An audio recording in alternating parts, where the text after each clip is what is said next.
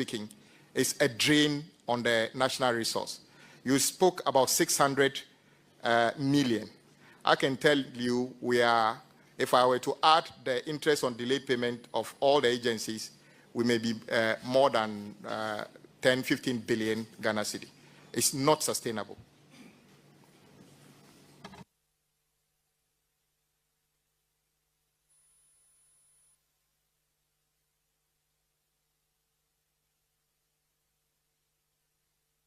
Okay, I will allow you.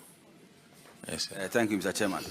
Minister, you mentioned that you put a clause in there that will prevent inclusion of interest on payment. And you also said that you're not going to give mobilization.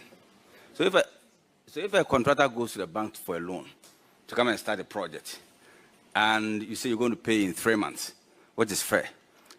If something happens and you don't pay, what happens? His interest will be accumulating at the bank. So what happens in that case? Chair, that is why I said we want to start this gradually. Most contractors are not interested in interest on delayed payment. The only reason they are forced to do that because we hold their money and for 2, 3, sometimes 8 years, 9 years. So they have no choice than to do that. If the atmosphere is created where, in fact, currently it's 6 months, the law says we pay them in 6 months. We don't intend to pay people in 6 months. Once the regime of payment improves, contractors don't really care whether there's a clause in there or not. And we are determined to use the big push as a template to start that without having written that into the contract. We pay them within a reasonable time. Then they can go and actually retire their indebtedness to the banks or the financial institutions, and everybody will be happy. So we shouldn't be too worried about the clause of our interest on delayed payment. With regard to advanced mobilization, yes, if we had the money, we'll pay.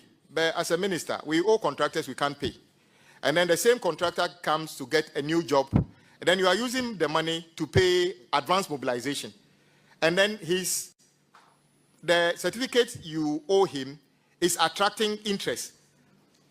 Won't you rather pay off his debt and allow him to use his own money as capital to start the new project? I think we had this discussion with them, and we thought that it was appropriate. That is why we want to thank the Parliament for making allowance for some amount to be set aside for arrears clearance.